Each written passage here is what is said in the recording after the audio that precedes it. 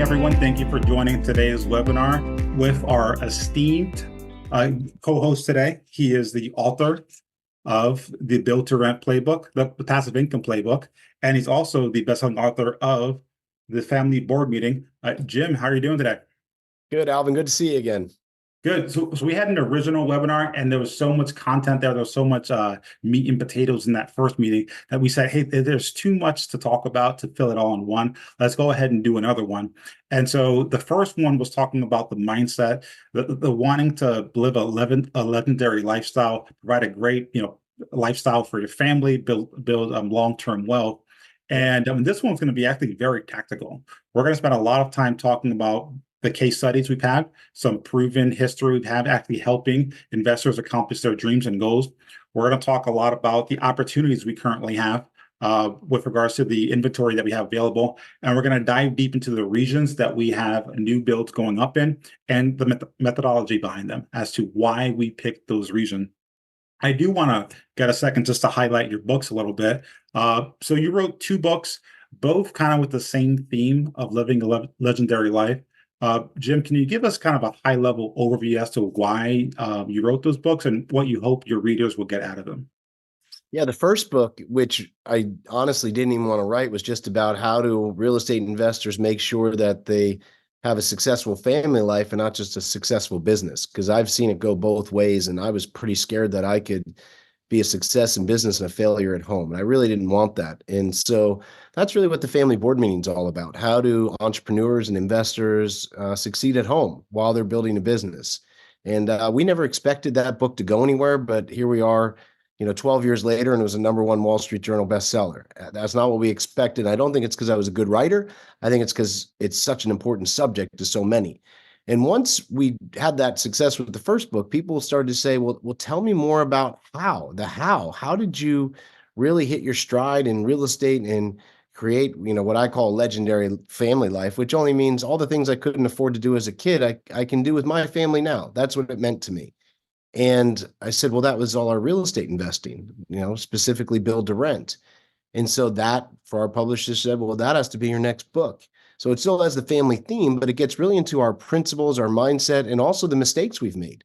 Going into a lot of smaller, tougher homes in tougher areas with lots of headaches and repair costs I wasn't expecting and turnover and, a lot of moving parts, lots of properties, not a lot of success. And once I simplified and went into better properties in better areas, new construction instead of old properties, my life changed. And I talk about that transition. And right now I own less properties than I did 15 years ago, a lot less, but they're of way better value, way more equity, and way more cash flow. And that's what I think the Build to Rent talks about. So that's what the book really dives into.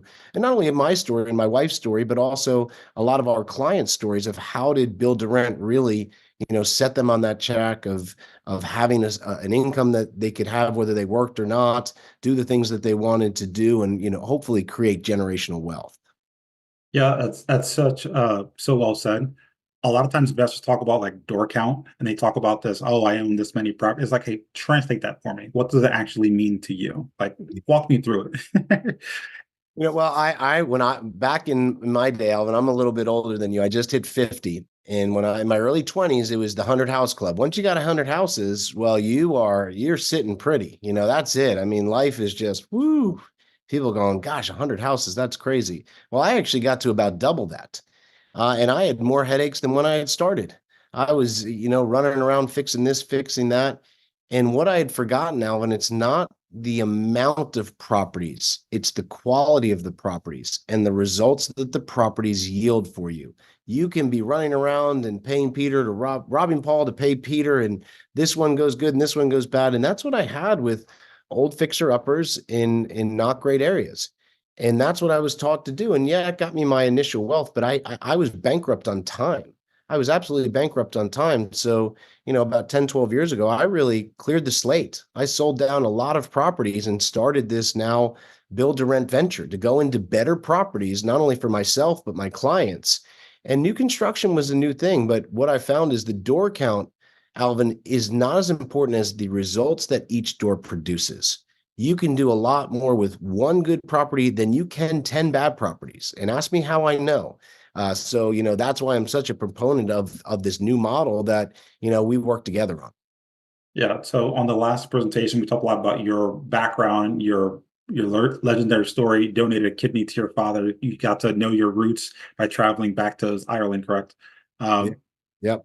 and you're I like jokingly calling you a pro surfer, but you like to surf. Like Alvin, Well, there would have to be a bad accident all around the world of pro surfers for me to get called up to the pro tour. Let's just put it that way, okay?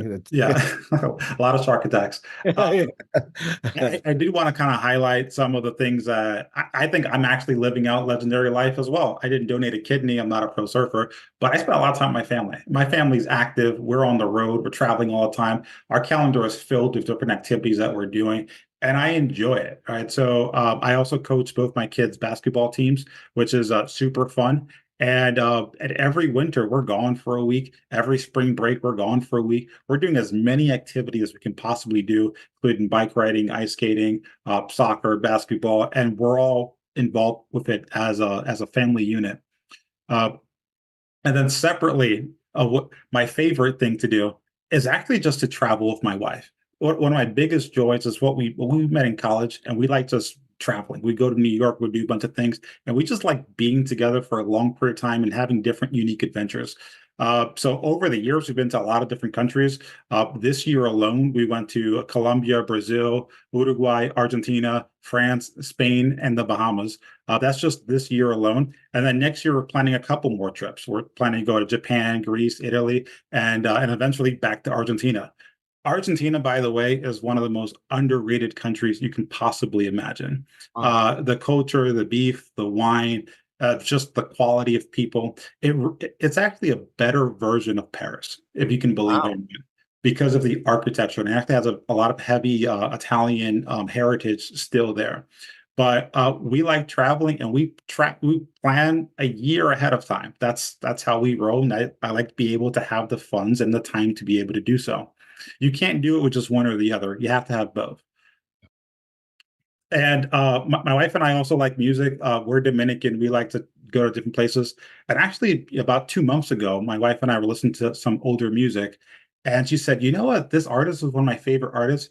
If he ever did a show, I would love to go there. I would love to go to his show if he ever did a show." I'm like, "All right, let's look it up." It turns out we live in Cape Coral in Miami. He was performing. And it was the following weekend. And so we immediately went ahead and booked tickets and we went. Now, you think about that spontaneity, that ability to just go ahead and do something that you wanted to do. Again, some artists, you don't know how many more years you have of them, right? That might be your only chance. And so the chance to just be able to go do that, have your weekends available, the money, the car to do that, only happens when you design your life accordingly. And that's not what I always used to do. I used to do rehabs. So my background is doing corporate sales. I would travel across the country, visiting different clients, doing stuff like that. Then I would come home and I would do rehabs. So if my wife needed to do something, I'm booked. My day is scheduled. I'm checking on the crew, checking on this, checking on that. I spent a lot of time doing rehabs. And I thought that was the only way you did real estate. My father was an immigrant, hard work ethic. I kind of incorporate a lot of that hard work ethic. And I always thought, hey, you got to put sweat equity into the deal. But what you forget is that when people start stealing equipment from the property and they start blaming everybody, when people get delayed and people find work in other places, when it's work, it's double the work. And then actually, some of my clients started asking me if I could do new construction for them. Never did it before, but I figured, let me go ahead and help them. And what I learned is you can often get just as much equity in a deal, just finding the right one, uh, without the hard work. And a lot of what we're talking about today is how do we get out of this mess? And because once you get in it, you're stuck. It's a full-time job. You're done doing it. We want to avoid these scenarios. And so a lot of what Jim and I are talking about today is, hey, there has to be a playbook. There has to be a way in which we avoid living this type of lifestyle because we both, even though we were successful, both wish we figured this out a lot sooner. Absolutely. And so over the years, we got a chance to grow our team. It was just me in the beginning, helping investors identify, rehab, and eventually manage the property. And then we switched over to new construction. And little by little, we started growing our team. One of the things that separates us the most is beyond our inventory, but beyond having phenomenal partners, is that we're actually local. We're boots on the ground. So we have district managers in Jacksonville, Central Florida, Southeast Florida, Southwest Florida, and even Tallahassee. So we actually live and breathe the markets that we actually sell properties in. So we're not just someone who's gonna, call you and tell you about a place we've never been to before. Like, no, no, we are actually there for the inspections, doing the walkthroughs, holding your hand throughout the entire process. We are not a referral network. We are licensed agents and brokers. We're district managers in your region. And I think that says a lot of volumes about how we can set a clear precedent and a difference maker for our clients. Now, Jim, you did over the years in your experience create a playbook, and that's the heart and soul of the book. Can you kind of walk us through the 5 key pillars of that playbook? Yeah, we found a kind of a very clean strategy once you push away all of the distractions and nonsense, and not only looking at us, but also, we've worked with nearly 1,000 clients now. And who are the most successful? What did they do? How did they do it? Well, first, our first step is, we have passive income principles and success indicators. Which markets are going to work? I mean, Alvin and I, when we met years ago, we agreed on these wholeheartedly. That's why we both were recovering rehabbers. That's why we were looking for high growth markets. And, and we're not focusing in Tampa or Orlando or Miami. We're focusing in other second tier markets of Florida that have these fundamentals we look for. Again, we won't go too deep into those today because we did it on the last episode, but, the fundamentals we look for help with that success indicators. And there's a few things that we do, and, with our principles, investing for the long term, looking to get better properties in better areas, looking for properties that actually have the ability to perform long term and aren't falling apart within 3 years. And there's a very common thing, and I did this and then I took it to a bigger level, but a lot of our most successful clients, Alvin, that we've worked with together, as you will talk about today with some of your case studies in mind, they invested in 3 to 5 properties within a few years. And then as the market started to do what it does historically, they would roll more equity out of those properties. They would refinance it out. They'd put it into more properties. Their tenants pay for that extra debt, and it's tax-free to pull out. And now that gives them the space, once they've invested and then they've reinvested again, to have what they consider a legendary family life. I can't tell you, when we avatared nearly these 1,000 clients, we always say, well, why did you go into this? And no one ever says, because I like cement, because I like shingles, because I like, even countertops. They go into it, they say, I wanted to buy back my time. I wanted to have something to fall back on. I wanted to have more time with my family, with causes I care about. That's what we say about the legendary family blueprint. So this was kind of designed from all of the people we've worked with, that are able to have the space. Again, like you were talking about, Alvin, you got to have the space. When you and I were in the trenches of these old rehabs, it did get us started, but it was a lot of work. And I always tell people, if you're in a position where you have a good business or a good income at a job, you don't have to take such a deep dive that you and I did. You can actually leverage off of that and use your serviceability to build exactly what you need, staying right where you are. And that's, again, where a lot of our most successful clients are, as doctors, engineers, and attorneys that we've worked with, many business owners. They haven't had to quit their day job in order to build this second income, working with Alvin and I. Yeah, and the way I kind of look at, I'm a salesperson, and I like looking at this playbook almost like, hey, what's the easier path that's repeatable? One of the keys is that if it's enjoyable, if you have pride of ownership, you'll do it again. And so what happens is that flipping, rehabbing, driving for dollars, all of these very active are taxing on you and your soul. It's almost like cold calling. Like all of us can build up the energy to cold call for like an hour. Like we can all kind of psych ourselves into doing that. But then to come back the next day and want to do it again, like I don't feel like calling strangers. Like I get my door, people stand the door in my face. There's a level of like a grit and grind, and it's just like I don't feel like doing that. Yep. That's the same thing as buying an ugly house. Like you'll Yep. buy the ugly house, you'll deal with it, you'll psych yourself into, hey, this is gonna make me XYZ dollars. And then you look at the net results, and you're like, I don't think I want to do this again. And so we start with like, hey, what's the easiest path to get you on a step to keep doing it? And you buy a property in an area that is the house looks nice, in a decent area. You're gonna have good tenants in there. It's gonna cash flow. It's gonna work for you. And you're like, hey, if I can do this again in 6, 8, 10 months, like that was easy. I can easily do that again. And that's how you start building up those doors with a little bit more joy. And you're not taking away from your daily active family life or your full-time job.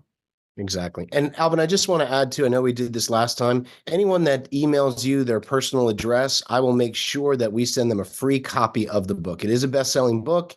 A lot of great material in there. It'll help you wherever your real estate journey is going, because these principles were going through a lot of blood, sweat, and tears of us over the last 25 years. But just send an email to Alvin and his team with your name and address, and we will mail you out a free copy of this book. And I have to say, it's an easy read. It's very dense in knowledge, and it's simple, right? It's not overly complicated.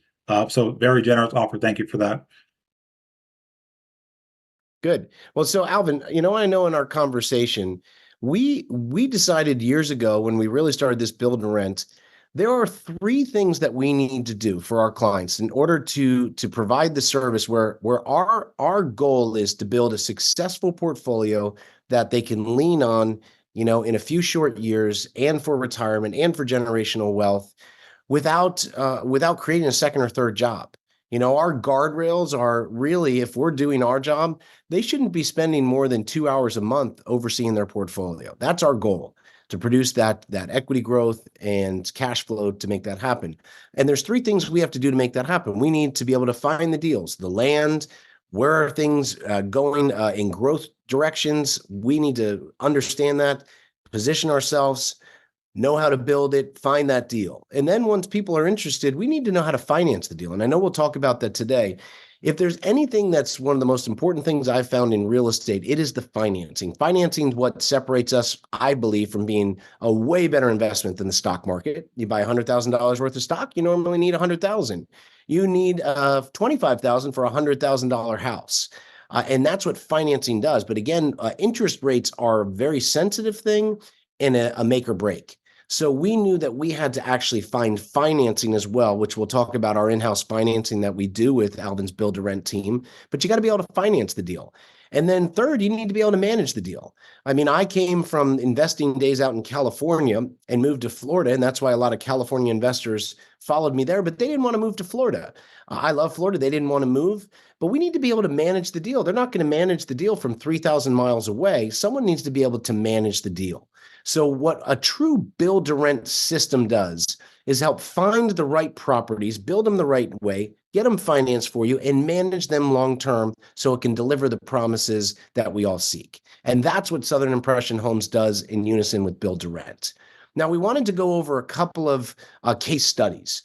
Again, we have nearly 1,000 clients now. A few dozen of those would be funds and institutions, larger family offices. This is one person that was in my family book, Don Winter, young guy, just about to hit 40, and he has nearly $2 billion under asset management. Has been a family guy, involved in many charities. We hit it off. He loved our build to rent system. And if you click to the next slide, Alvin, you'll see that, $4 billion under asset management now. And I've been a family advisor for him and his leadership team, but we've also done real estate together. And if you see on the next slide, they've invested over $40 million of their funds into our projects. So they are obviously a big believer. And then we have people that are not, working at that more institution level, but had some goals. And Tom Tusnot, I actually just did a follow-up interview with him yesterday. We do usually about an interview once a year. Tom was a former Air Force pilot. He was caught in the downturn of the 9/11. He actually was flying a plane during 9/11, got grounded. I can't remember where it was, stuck there a few days, came home, and a lot of airline pilots were laid off.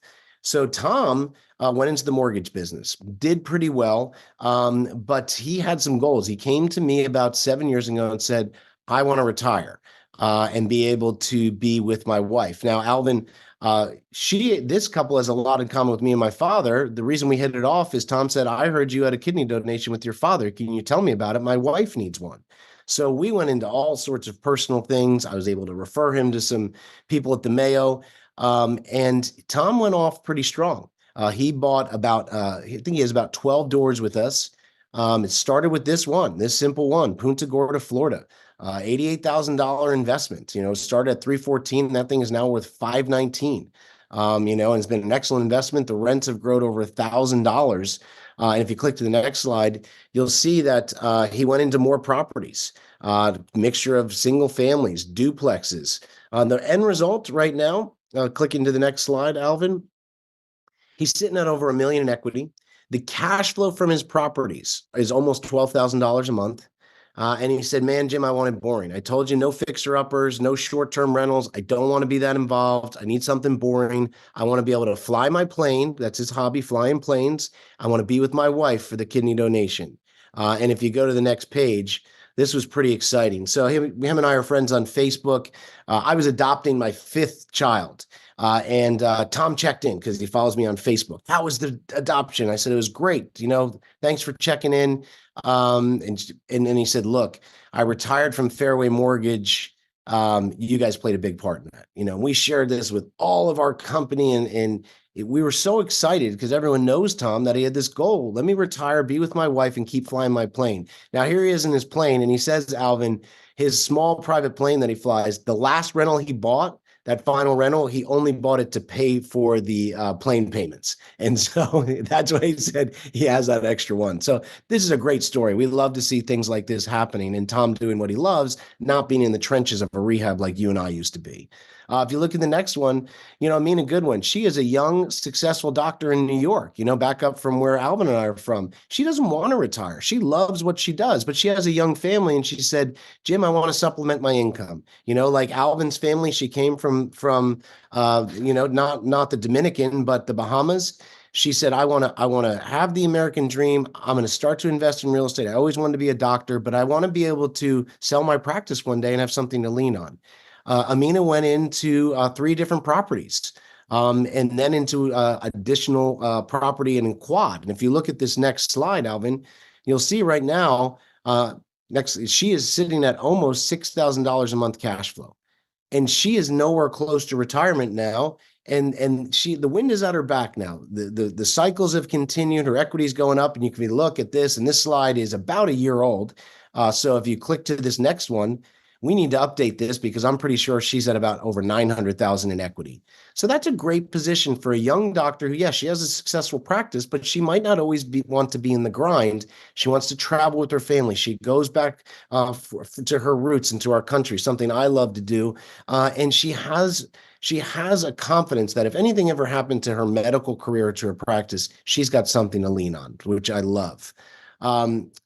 Now, this is one of your real impressive stories. I love this one, Alvin. Let's talk about this. Yeah, yeah. You know, it's funny. I get very passionate sometimes, right? And I'll explain why. As a lot of times, like in our industry, we view these investors as being the boogeyman, and we view them as being, you know, someone that is taking advantage of other people. Or and I always dislike that narrative because when you're on the phone with these investors and you're talking to them, you're getting to know what their goals, what their ambitions are, what their struggles are, what their fears are, where they are financially. They're people who are trying to improve their own life, try to create a safety net for their family, try to fund their kids' college. They're often people who, you know, are afraid of going broke ever again, right? Or they saw their parents struggle. These are Yeah. people who are often trying to better and improve themselves. And sometimes they have a life mission like you and myself that motivates us to accomplish this level of success. With that said, we're also providing a lot of affordable housing for people. A lot of our housing is not at that super high end, and we're building properties that will be sold of a lot of them to eventual homeowners as well. So we're actually increasing the supply, and there is no way to naturally keep rents or make rents affordable without increasing supply. So we are part of that supply story as well. I say all that to say that I got a chance to know Mike a couple years ago. He's a lawyer out of San Diego, and his father passed away and left him with a condo there in San Diego. You know, the numbers don't work to hold on to a property there and rent it out. So he's like, I got to sell this thing, but this is essentially the funds that my father left me in his will, right? This is his last remaining gift to me that he did. So I got to treat it with a great deal of respect and great deal of pride. So after, and once you decide you're going to be an out-of-state investor, really the entire country opens up. So we spent about 6 months researching different opportunities. They finally came across us. We had a long conversation, not just about, the money he had, but what his goals were and what they were tied to. So through a pretty quick period, we bought one property. Soon afterwards, we bought another. We bought three. We bought four. We just kept buying a couple of these, and then we ended up with five total properties. And we had a great relationship, a lot of back and forth, helping them, get the tenants in the properties. And then, about 3 months later, after he bought the fifth one, I went to give him a call, and he didn't pick up. All right, I texted him, shot him an email, and I was like, let me check in again. About 6 months later, after that last one, I went to give him a call, text, and he didn't respond. So I didn't know what occurred. I thought everything was fine. I called the property management team. They assured me everything was running well. Um, and about 2 years after that last property sold, he randomly called me. And I was surprised to hear from Mike, but he told me that for the last year and a half, he actually had cancer. And the combination of the death of his father and now him having cancer was like a reckoning for him. And he had no mental capacity to even think about the real estate investment side. And so he took time to get better emotionally, get better physically, and eventually he started the steps of figuring out what was going on the last 2 years. So he gave me a call and he asked me, "Hey, how are my properties doing?" And I'm like, "Well, let's call the property management team." We scheduled an appointment with the property management team, and then we found out that all five of his properties are doing well. Four of them had the same tenants in the property than he had before he had cancer, and one of them, they kicked out and they put a new tenant in there. And the key is that, like, I don't know, like, what stronger way to emphasize the fact that this is turnkey and that you're working with a team that knows what they're doing than just not even being available for 2 years and then finding out that your deals are still working as they should. Uh, so the property management team, they're experienced, they know what they're doing. They will give you the opportunity to have input on the deal, but they don't need it. They know what to do. so so um him and I caught up, we're in great state, but that's a situation where the system, the combined teamwork was definitely helping to perform very well. And as you can see here, he is dealing with massive appreciation over the last couple of years. And if he were to sell his properties and want to walk away from them, he would have over 800K after paying the real estate agents and everything that he would have in a net profit. So phenomenal situation to be in, simply making a smart decision once and then kind of literally walking away from them. The next story is actually from Hussein. And again, I like knowing people's why, knowing people's motivations, knowing what drives them. So what happened with Hussein, he's actually born and raised in Egypt, and his father had lost the compound that his family grew up on. So in Egypt, they have a compound where they have a main house. This is a big piece of land, and they have multiple generations living on that same property. They cook together, they clean together, all the kids grow up together. And for financial reasons, his father lost the compound. So he was motivated and determined to eventually get back that compound. And so what he did is he came to America and worked his tail off, ended up working up to a role of a VP of Microsoft in the IT, the technology side of it. And after being there for a number of years, kind of reached the heights that he wanted to accomplish and was able to sell a single condo in San Francisco. And with those funds, buy five properties in Florida. Two of them were bought straight out cash. And with that, he was now able to cash flow up close to $5,000 a month.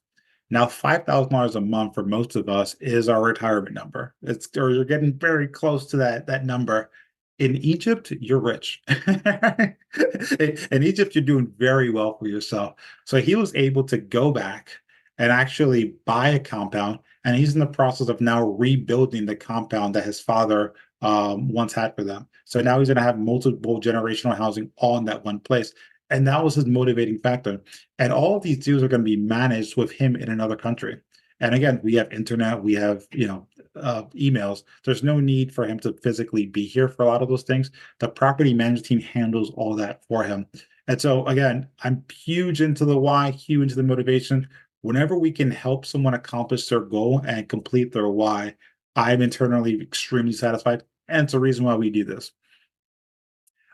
Jim, I do want to throw it back to you, get a chance to kind of dive some of the opportunities we have now for our investors. And one of the pinnacle parts, the way that we package these deals together. Yeah, this is really important. I did see we had one question in the chat box about do we build in Maryland, Virginia areas? At this time, our main focus is Florida. And one of the main things that Alvin and I, if you saw the last episode, I'm very serious about as one of our principles, is we always wanted to go to the most landlord-friendly states we can.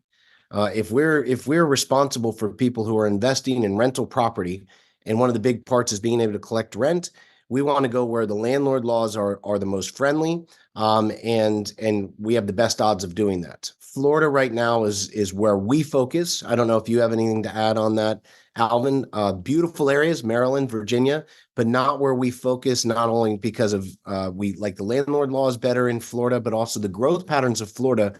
Right now, a statistic that I was given last week is 60% of all population growth in the US right now is going to two states, Florida and Texas. And we can't deny that. Again, when there's that need and that type of growth, that's where you want to really be on the forefront for a good build to rent program like what we're trying to achieve for everyone. Yeah, the only thing that I would add is, we could be in any market we wanted to be in, right? So with the scale in which we're operating in, we can buy land and operate it. We can find property managers. We can be in any market, right? And we've tested those markets, right? So it's actually a lived experience. And what happens with is you can either be okay in a couple different areas, or you can be extraordinary in one particular area. And so, not only do we want to win, we want to dominate in a particular market. And a lot of that comes with expertise, with knowledge, and leveraging all the skills that we have. And even when we I'm an investor myself, I can invest anywhere. We can put in any different numbers in our performance. Florida wins. Florida wins on multiple different areas, from the performer, from the future population growth, from the landlord-friendly state. It wins across the board. So again, eventually, who knows? But right now, our focus is absolutely in Florida. Yeah, well said.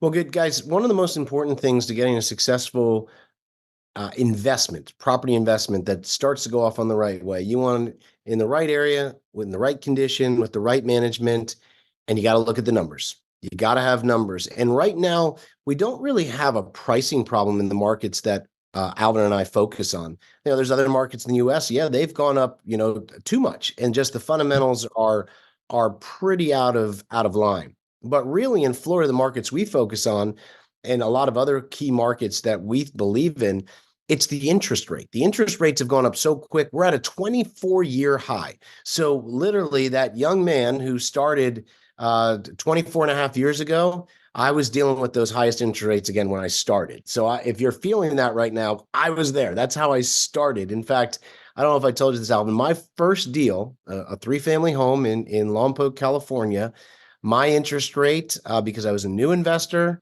9.125. 9.125. And so, look, that was not easy, but we're at a 24-year high. So we felt, what if, we can leverage our balance sheet to work with banks and buy large tranches of mortgage money, be able to pass the savings on to our people. So we're in a good position right now, teamed up with Alvin. We're backed by a very large Japanese company, 331 years old. And our balance sheet, we are one of few builders that have zero bank debt. So obviously, when you're working with the builder, it's great to know, are they healthy? Are they financially healthy? Are they solvent? And Alvin, I know, really appreciates we have zero debt, and this gives us the opportunity to also pre-buy mortgages. So we actually make deals with two different banks where we buy large tranches of money, and we have to pay a good amount to do this, but we can get the rate well below what's published out there. In fact, one of you went into your mortgage lender and said, I'd like to buy a duplex with Alvin and Jim. And they talked about a 4.75 interest rate. Could you get that for me? Okay, 10-year fixed, 30-year AM. Yeah, they go, well, I don't know if that's possible, but if you were, you'd have to pay about 10 to 12 discount points. Now, if you don't know a discount point, that is 1% of the loan. So let's say if your loan was $300,000, that would be about, again, $36,000 you'd be paying in these loan fees to get what we give you. Now, we try to bring that to the table and bring it down. You have to bring in a little bit of discount points depending on what you're doing. But right now, we're trying to beat the market by about 2.5 points. So most mortgage companies cannot get within 2 points of what we're doing because we're buying again in these large amounts. So again, to try to get you off on the right foot, these are our incentive programs. Alvin's team has worked with all of them. If you like 10-year fixed, some people say, I'm only doing 30-year. But if you say, no, 10 years is plenty for me, it's a 30-year AM, we can get you locked in at 4.75. And that's with 2 years of free property management, a down payment of 25%, or even 4.25. If you want to put in and pay a little more discount points, we can get you down even another 0.5 point with 2 years property management. Now, Alvin has recently worked with some of his clients with buying some duplexes and quads with us. On these larger deals, like a quad, you start to buy down that interest rate. It can be a pretty large cash flow to get you rolling in that right direction. And that's some of those case studies I just showed you. I think each one of them had done at least one quad. And on a 30-year fixed, let's say I only want 30-year fixed. I understand that. I have people that, only want a 30-year fixed. That's great. We have that option for you as well. And it's pretty inexpensive to be able to do that as well. And that gets you in a 30-year fixed. Again, probably about 2.5 points below what's offered out there with 2 years free property management. I'd say besides Alvin and I being able to identify the right areas and get the properties built right, this is absolutely key. This is where everyone's waiting and saying, I'm going to wait for interest rates to drop. The problem is when interest rates are probably going to drop around election time or a little bit after, no matter who wins, this is what happens through election cycles, then we're going to see what? We're going to see an already lower inventory get more pressure on it because rates drop, and that's going to increase price. And so we're saying to people, gosh, if we can get you the rates now that you're hoping happen next year, then we can get you ahead of that kind of pressure on shorter inventory and possible price increases. Alvin, I know we've had lots of chats on that. Yeah, it's funny because I like playing the game with my clients where we say, okay, find me a better offer, like find me a better deal. And so and I challenge them, I say, hey, go ahead and send me a deal you found on Zillow, send it to me. And I can run through the performers and I can say, hey, even if you got an 80K discount on that property, we still win because when you factor in the rate buy downs and you plug in, let's say 80K discount on whatever property, and you plug in 8% interest rate or 7.5%, it's a bad deal. Numbers just don't pencil out. So we are doing this to solve for the most critical issue of the time period, which is interest rates. If you track a lot of the numbers like we do, like your cap rates, calculated based on basically your rent, your operating expenses, and obviously the purchase price. Cap rates have been the same for the last 5-6 years. If there was a 7 3 years ago, they're about a 7 now. What's been hit the hardest is cash on cash, and that's directly impacted based on the cost of financing. The cost of financing has shot up, which is why a lot of deals are horrible unless you can do something aggressive like this where you can buy down the rates. And then we also, Jim, if you want to talk about this, include 2 years free property management. Yeah, so the 2 years free property management, that's an extra 8% going into your pocket when otherwise it wouldn't. Again, we're all about getting people off on the right track. And our most successful clients buy 3 to 8 properties. We'd love to see, obviously, anyone working with us do the same. We know if we can help, the most pinnacle time that I've ever found in an investment property that I buy are those first few years. If you can get that off on the right trajectory in those first few years, the wind gets at your back, you're well managed, that's where things really start to get interesting in a good way. And so we say, okay, if we can get the interest rates down, if we can sacrifice management fees for those first 2 years, we believe we're going to be able to get you like really into sync and get you off on the right foot where other people are kind of teetering and struggling because the fundamentals aren't there. We can create our fundamentals. And yeah, we take, a smaller margin for ourselves on this. But again, we're looking at this in the long term. So, we have over 5,000 in lots in Florida that we're building out. So we plan to expand our program even more. And that's going to be getting even more people the results that they want. All right, let's dive into some deals. First, we're going to talk about some of the areas we'd like to invest in. I'll start with talking about Ocala, Florida. Ocala, Florida, it's about 30, 40 minutes north of Orlando Airport. It's another hour south of Gainesville. It's in the heart and city, the heart of what Florida is, and it is beautiful. It is absolutely a gorgeous town. A lot of great national parks, and believe it or not, very, very strong economically. Their unemployment rate is much lower than the state average. And there are a couple of reasons why. One of them is just the industries that exist there. Three of the main industries that exist there is one, healthcare, huge healthcare network. We also have military contracting. I have no idea why there's so many military contractors in this area, but they are. And those are high-end jobs. They do a lot of the machine design, stuff like of that nature. And then you have transportation and logistics.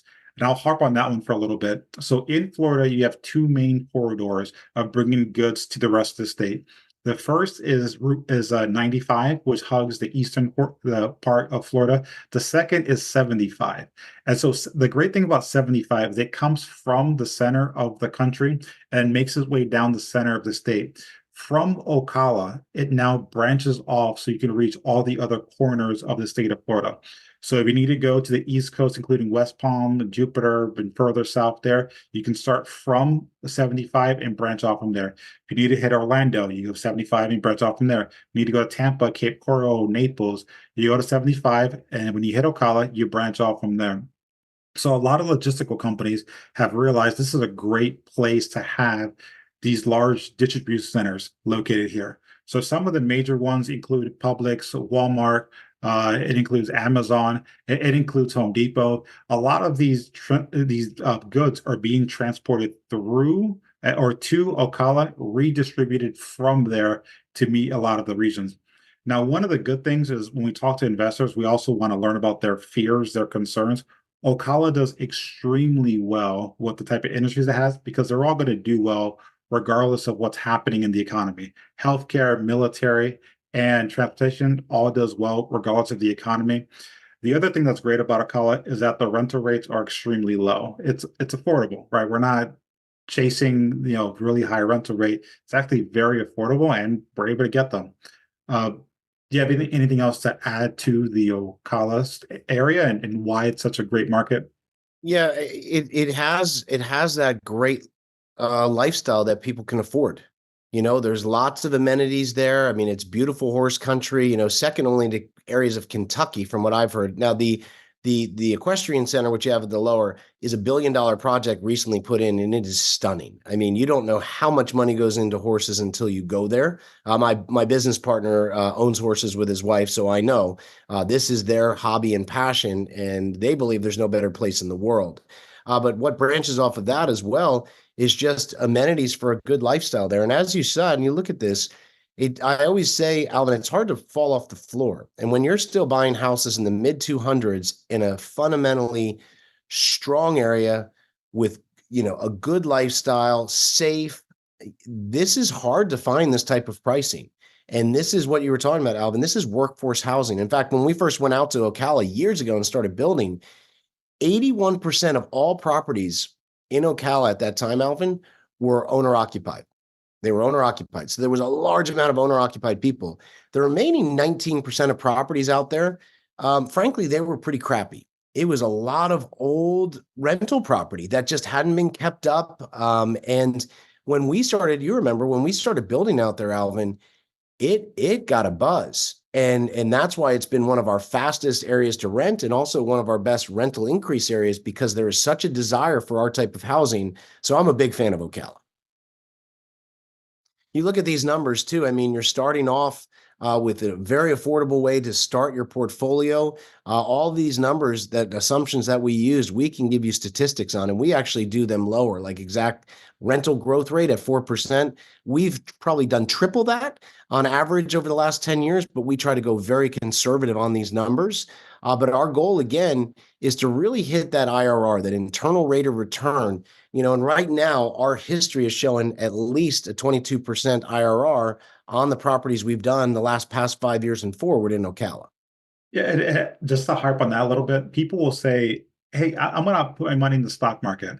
Like, first of all, any stock you buy can absolutely go to zero, right? So it's not like you're like eluding some risk. It can go to zero. So a real estate property isn't going to do that. The other part of it, you guys got to encompass all the ways you build wealth through real estate, and when you put them side by side, yeah, you can get maybe 8% on the S&P 500 index fund, but we're talking about 22%. We're not talking about single digits. So anyway, so the next market is Jacksonville, Florida. So out of the major metros in Florida, Miami, Tampa, Orlando, and Jacksonville is the only one that's affordable. The other three don't even make sense. Every time someone brings it up, I say, "Hey, have you bought anything there recently?" They say, "No, no, it's hard." Yeah, I know why. That's why we don't operate there. Uh, so Jacksonville is a mature city. Large population, over 1.6 million inhabitants live in the Jacksonville metro, and it's massive. It's actually the largest city in the continental U.S. by landmass. It's more of a horizontal city as opposed to a vertical city, but it has a lot of very large major industries. One of them is the military. We actually have the largest naval base in the Atlantic Ocean based here in Jacksonville. So on the West Coast, that would be your San Diego. On the East Coast, Jacksonville is our San Diego. You also have the Air Force Base and the Coast Guard also here. Healthcare also plays a major role in major industry. And then we also have financial services as well. Jacksonville has professional sporting teams, and this is not an area that we're thinking will eventually come around. No, it's established. It's been established for years. Multiple generations have lived here already. It is a mature city, as mature as it comes. And we're able to do a lot of great housing here. So one of the keys about Jacksonville is picking the right locations. And we like the areas that are a little bit further away from downtown. And what we find is wealthier clients, wealthier tenants are willing to drive in a little bit more. But still, the commute's very short. We're talking maybe a 25 to 30-minute commute. In the case of Jacksonville, a 30-minute commute is actually better than a 5-minute commute. And we pick areas that are going to be very attractive to families of school-age children, people who are not going to be as transient or looking to stick around for a while. And again, the land costs are pretty cheap, rents are moderately high, and the numbers perform very well. Yeah. Yeah. Nine universities, 11 hospitals, including the Mayo Clinic. So that right there brings in quite a healthcare system to have one of two Mayo clinics here. Not only the Navy, as you know, Alvin, but it's a multi-billion-dollar port industry. So our port is the second largest on the East Coast right now. Those South American, which is having a really good uptick in their economies, is coming up to the Jacksonville port, and we're called a logistics center. CSX, the large railroad group, their headquarters is in downtown Jacksonville. Warren Buffett's very heavily invested in them. And there's something interesting here that I just want to point out. If you look right in the middle, you see that 95 and you see that 10, those two highways. Well, the 95, it's the only place in the U.S. where those two intersect. And the 95 goes all the way from Miami right up to Maine. And that I-10 goes right from Jacksonville all the way out to California. So for shipping and logistics, having the port industry, having the railroad, having these highways, it's a logistics center, which brings a lot of great job source there, very high wage earning for these types of jobs. And these are the exact type workforce housing that want our properties. So it's a really good mix. Again, we do a lot of single family duplexes and quads there. We've worked with Alvin on all of them. Here's a sample of just a duplex to start in, of what you can get started at, obviously getting in at a good cost per square foot. And if you click to the next slide, Alvin, we're very conservative on our numbers, but we know for history, we can hit a 20% IRR if history repeats itself. In fact, something interesting I want to share that I know I shared in the last slide, if you had invested $250,000 into our build to rent program 5 years ago, you would have earned about 69% on your money annually from the growth that we've had. And we believe that's going to continue because Jacksonville, the median price for a home there is still only $299,000. And that's very cheap compared to, as Alvin said, like Orlando, Miami, or Tampa, or even like, let's say, I know, Alvin, you have people come out of Salt Lake City, Utah, right? A lot of investors, nice area, but the median price of a home there is now almost 600,000. So literally twice. Yet when you look at the average family income and the average rent, they're about the same. So Jacksonville is still undervalued. And it's one of the areas I'm most excited about. It's one of the areas I have the most experience investing there 20 years. Here's a quadruplex. Again, some of you, as Alvin has talked about, which he showed from some of his examples and I did, you want to start growing your wealth quicker. You have a 1031 exchange where you're selling a property and you want to move the money forward, or you have money saved and you're like, hey, I really want to get into real estate. I've been looking for the right options.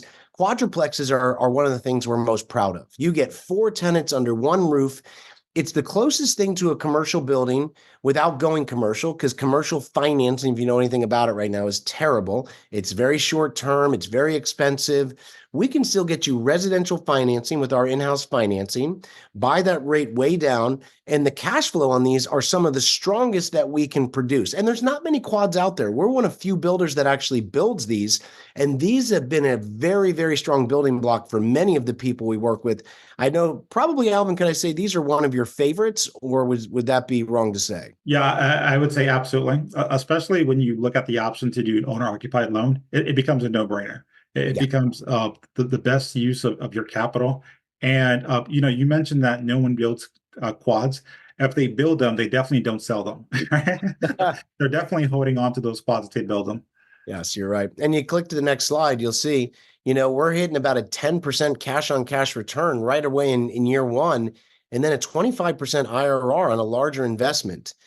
These, I can tell you, after doing several of these over the last near decade, these have had some of the biggest equity growth and rental growth together. Now, they're not for everyone because, we never want to put something into something that's too much for them. But for the right person who has sales coming from another real estate, money really secured that's in the market that's not feeling right, these are a very quick way to build your wealth and get incredible results.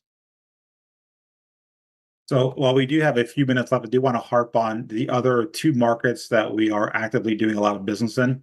One of them is Cape Coral, Florida. And so we do a lot of single families here. If you're special and you're lucky, you'll get one of those duplexes that come around ever so often.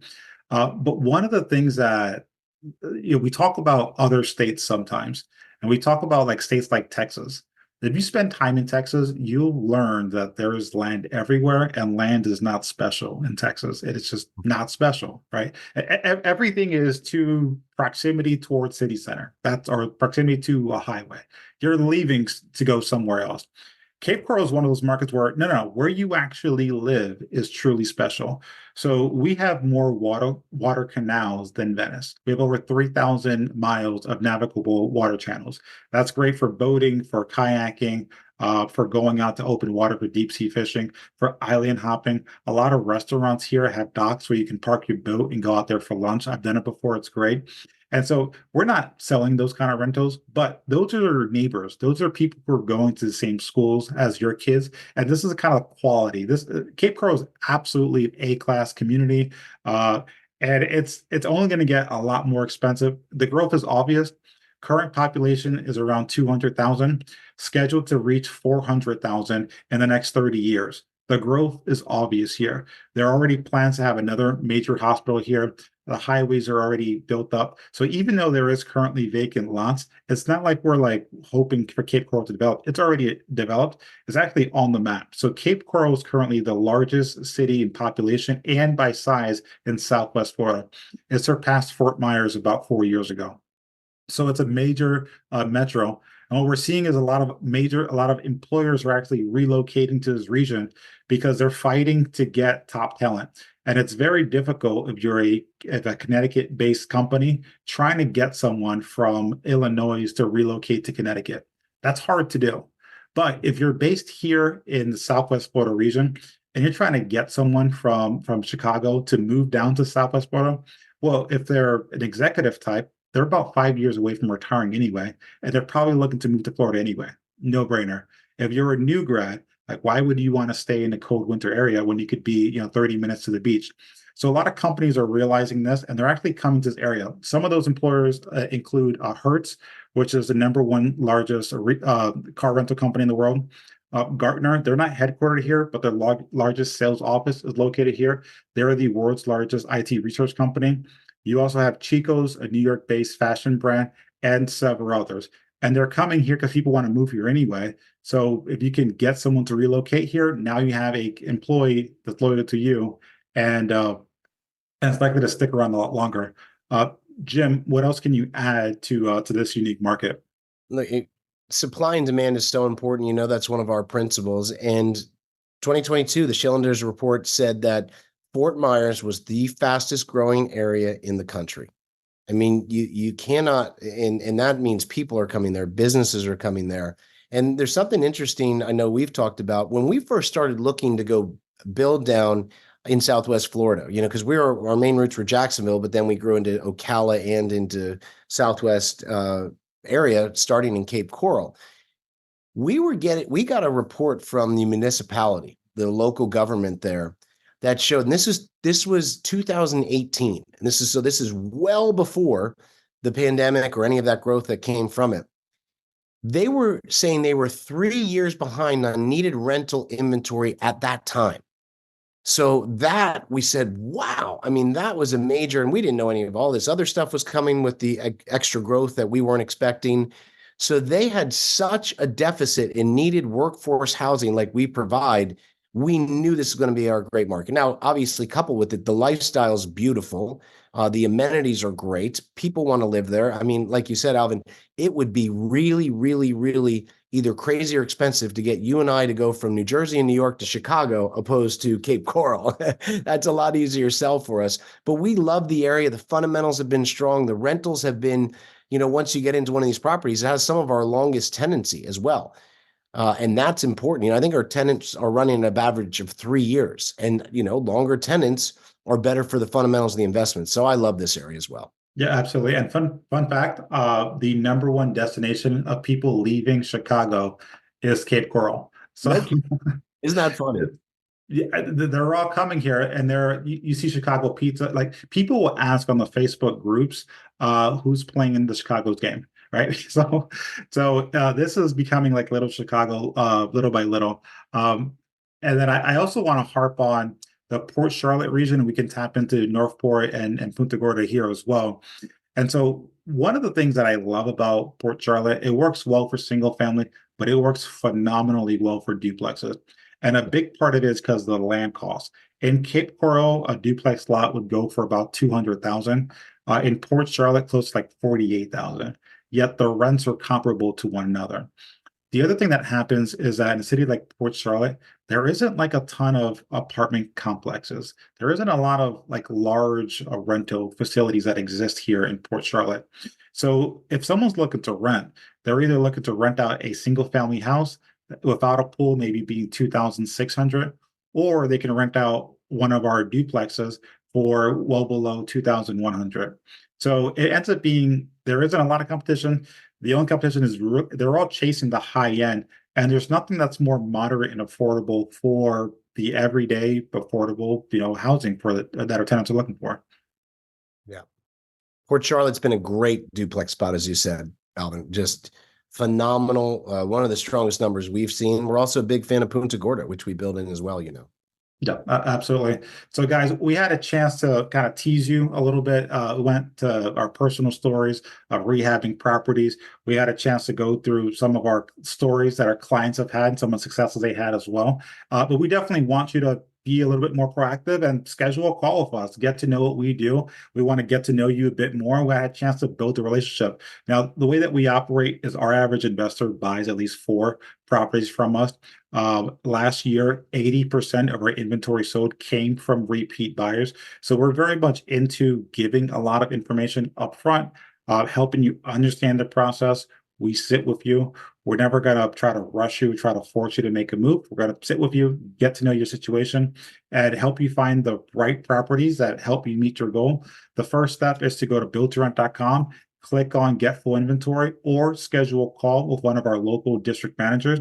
And that's always the best way to reach out to us. We'll include Jim's information. And guys, you're going to be reached out by one of our district managers at the end of this call. They're going to ask you, hey, if you want a free book, we just need your address. We'll mail it to you. So Jim has been very generous and be willing to actually ship out one of his new books to you free of charge, no obligations. All we need is that shipping address. And we'll be more than happy to give you that information. Jim, any final words before we say goodbye? No, I think, the adage that I always look back on is, I forget who said it, but it's not, don't wait to buy real estate and wait. Once you do your homework and once you understand the fundamentals, planting the seeds is not always easy, but it's very worthwhile. And I do believe it's one of the best asset classes that you can lean and rely on. Jim, thank you for your time. I'll see you in the next one. Take care. Yeah, thanks, Alvin. Thanks, everybody.